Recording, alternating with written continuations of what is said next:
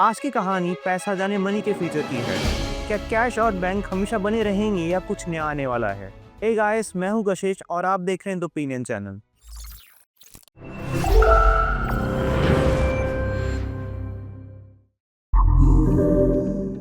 2008 में जब पूरी दुनिया की इकोनॉमी हिल चुकी थी और बड़े बड़े बैंक फेल हो रहे थे, तब एक गुमनाम आदमी, इसका नाम था सतोशी नाकामोटो, उसने 9 पेज का डॉक्यूमेंट रिलीज किया। इस डॉक्यूमेंट का टाइटल था Bitcoin, a peer to peer electronic cash system.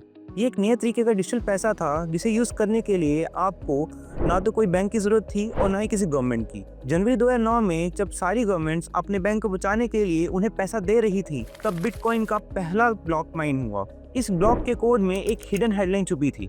वो हेडलाइन थी chancellor on the brink of second bail out for banks. ये एक डेट नहीं थी, ये एक ऐलान था कि आज का ट्रेडिशनल फाइनेंशियल सिस्टम बर्बाद हो चुका है और हमें कुछ नया चाहिए। बस यही एक्सपेरिमेंट आज 17 साल के बाद एक मल्टी ट्रिलियन डॉलर इंडस्ट्री बन चुका है, पर ये आज भी उतना ही कंट्रोवर्शियल है। कुछ लोगों के लिए ये स्पेकुलेटिव बबल है, एक स्कैम, और कुछ लोगों के लिए ये फ्यूचर ऑफ फाइनेंशियल सिस्टम है। बस इसी वीडियो में हम इन क्वेश्चंस का जवाब देंगे। हम देखेंगे इसके पीछे की टेक्नोलॉजी, इसकी हिस्ट्री, इसका प्रेजेंट और इसका फ्यूचर। बने रहिए एंड तक। तो आखिर क्रिप्टोकरेंसी होती क्या है? ये एक तरीके की डिजिटल करेंसी है जिसको आप इंटरनेट पे यूज कर सकते हैं। इसे ना तो कोई बैंक और ना ही कोई गवर्नमेंट इशू करती है। तो इसके पीछे की टेक्नोलॉजी क्या है, उसे समझने के लिए आप ऐसा समझिए कि आपके पास एक डिजिटल नोटबुक है जिसकी कॉपी नेटवर्क के हर एक पार्टिसिपेंट के पास है। अगर कोई ट्रांजेक्शन होती है तो उसकी एंट्री नेटवर्क की हर एक कॉपी पे हो जाती है। मतलब एक बार जो ट्रांजेक्शन हो गई, ना तो हम उसे बदल सकते हैं और ना ही उसे डिलीट कर सकते हैं। मतलब इस नोटबुक को बदला नहीं जा सकता। और यही कॉन्सेप्ट है ब्लॉकचेन टेक्नोलॉजी का, जिसके ऊपर क्रिप्टोकरेंसी बेस्ड है। ब्लॉकचेन टेक्नोलॉजी एक डिसेंट्रलाइज्ड, डिस्ट्रीब्यूटेड और इम्यूटेबल लेजर है। इसका डेटा एक सर्वर पे स्टोर नहीं होता, बल्कि नेटवर्क के हजारों पीसीस पे स्टोर होता है। आपके मन में क्वेश्चन आ रहा होगा कि कोई ट्रांजैक्शन सही है गलत, इसका फैसला कौन करता है? तो इसके लिए एक कंसेंसस मैकेनिज्म है। ये मैकेनिज्म 2 तरीकों से काम करता है। पहला तो है प्रूफ ऑफ वर्क और दूसरा है proof of stake. Proof of work में एक माइनर बहुत ही एडवांस कंप्यूटर के साथ एक कॉम्प्लेक्स मैथ प्रॉब्लम सॉल्व करता है। जो भी इसे पहले सॉल्व करता है उसे अवार्ड में एक कॉइन मिलता है। ये बहुत ही सिक्योर सिस्टम है, पर ये एनर्जी बहुत ही ज़्यादा खाता है। बिटकॉइन प्रूफ ऑफ वर्क पे काम करता है। दूसरा है प्रूफ ऑफ स्टेक। इसमें माइनर की जगह पे वैलिडेटर होता है जो अपने कॉइन्स एज अ कोलैटरल यानी कि एज अ स्टेक रखता है। ये भी बहुत ही एडवांस और बहुत ही सिक्योर सिस्टम है। और इसकी सबसे अच्छी बात, ये प्रूफ ऑफ वर्क से एनर्जी 99.9% कम खाता है। इथीरियम जो पहले प्रूफ ऑफ वर्क पे था, उसे 2022 में हमने प्रूफ ऑफ स्टेक पे शिफ्ट कर दिया और इस शिफ्ट को द मर्ज कहा गया। इसके बाद हमने देखा कि बहुत सारी क्रिप्टोकरेंसी प्रूफ ऑफ वर्क से प्रूफ ऑफ स्टेक पे शिफ्ट हो गई, और जिसके कारण क्रिप्टोकरेंसी का ओवरऑल जो कार्बन इमिशन था वो बहुत ही कम हुआ और इसकी एक्सेप्टेंस और भी आगे बढ़ी। क्रिप्टोकरेंसी की कहानी किसी रोलर कोस्टर से कम नहीं। बिटकॉइन सतोशी नाकामोटो का रिएक्शन था 2008 के फाइनेंशियल क्राइसिस का। शुरू में बिटकॉइन टेक एक्सपर्ट्स के बीच में लिमिटेड था। फिर आया दिन 22 मई 2010, जब एक प्रोग्रामर ने 10,000 बिटकॉइंस यूज किए 2 पिज्जा खरीदने के लिए। I just posted on the forum. I said, if anybody's interested, I'm offering 10,000 bitcoins in exchange for some pizza. And somebody there said, hey, I'll take you up on that offer. So I sent him the 10,000 bitcoin. I said, okay, here it is. I'm waiting for my pizza. And he phoned it in. He paid with his credit card, and the pizza showed up at my door. Here you can see the original pizzas, and that's my daughter's hand. She was a year old. ये world की पहली real life bitcoin physical transaction थी। आज उन 10,000 bitcoins की कीमत आप खुद गूगल कर लीजिए। क्योंकि बिटकॉइन को टेस्ट नहीं किया जा सकता, तो बिटकॉइन ने काफी क्रिमिनल्स को ट्रैप किया। सिल्क रोड जैसे डार्क वेब मार्केट प्लेस पे इसका यूज होने लगा। फिर आया साल 2014, बिटकॉइन को इसका सबसे पहला झटका लगा।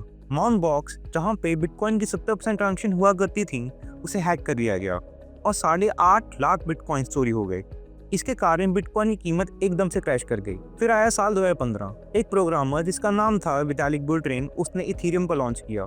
इथीरियम की सबसे बड़ी इनोवेशन थी उसके स्मार्ट कॉन्ट्रैक्ट्स। स्मार्ट कॉन्ट्रैक्ट्स एक डिजिटल एग्रीमेंट था जिसके रूल्स कोड में ही लिखे जाते थे। इथीरियम ने ब्लॉकचेन को एक करेंसी से बढ़कर एक चलता फिरता डिसेंट्रलाइज्ड कंप्यूटर बना दिया, जिस पे डेवलपर्स अपने एप्स बना सकते थे, यानी कि डेव एप्स। लेकिन सबसे बड़ा माइलस्टोन तो 2024 में अचीव हुआ, जब यूएसए के SEC ने बिटकॉइन और इथीरियम की ETF को वॉल स्ट्रीट पे लॉन्च कर दिया। इसके कारण इंस्टीट्यूशनल इन्वेस्टर्स और पेंशन फंड्स अब बिटकॉइन और इथीरियम में इन्वेस्ट कर सकते थे और इसी कारण से आप देख पाएंगे कि इनका प्राइस कंटिन्यूसली राइज होने लगा। तो आज के दिन क्रिप्टो मार्केट का हाल क्या है?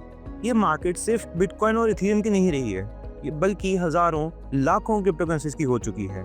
बिटकॉइन आज भी किंग है और इसे डिजिटल गोल्ड माना जाता है। वहीं इथेरियम अपने डेवलप्स के सेगमेंट में सबसे बेस्ट है। सोलाना अपनी स्पीड और लो फीस के लिए जाना जाता है और XPR banks cross border transaction के लिए यूज करते हैं। और वहीं हमारे पास स्टेबल कॉइन्स भी आते हैं, यानी कि USDT और USDC। ये US डॉलर के साथ लिंक्ड हैं और ये मार्केट वॉलेटिलिटी को कंट्रोल करने में काम करते हैं। अगर हम ग्लोबल क्रिप्टो करेंसी अडॉप्शन को देखें तो इसमें फैसिनेटिंग ट्रेंड बाहर आता है। ग्लोबल साउथ कंट्रीज जिनमें इंडिया, वियतनाम और नाइजीरिया आते हैं, यहाँ पे लोग क्रिप्टो करेंसी को क्रॉस बॉर्डर ट्रांजेक्शन करने के लिए यूज करते हैं। कुछ केसेस में तो ये भी देखा गया है कि यहाँ के लोगों ने अपनी करेंसी की इन्फ्लेशन से बचने के लिए क्रिप्टो करेंसी का सहारा लिया। मतलब इन कंट्रीज में क्रिप्टो करेंसी का ग्रास लेवल यूटिलाइजेशन हो रहा है। वहीं अगर हम वेस्टर्न कंट्रीज को देखें तो वो इसे यूटिलाइजेशन से हट के इन्वेस्टमेंट की तरह देखते हैं। USA में सर्वे हुआ तो ये पता चला कि 86% इंस्टीट्यूशनल इन्वेस्टर्स या तो बिटकॉइन में ट्रेड कर चुके हैं या करना चाहते हैं। मतलब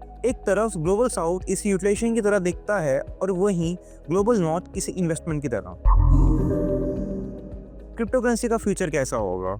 ये स्पेकुलेशन पे नहीं बल्कि इसके रियल लाइफ यूज पे डिपेंड करता है। आज के टाइम पे क्रिप्टो करेंसी की सबसे बड़ी प्रॉब्लम है स्केलेबिलिटी।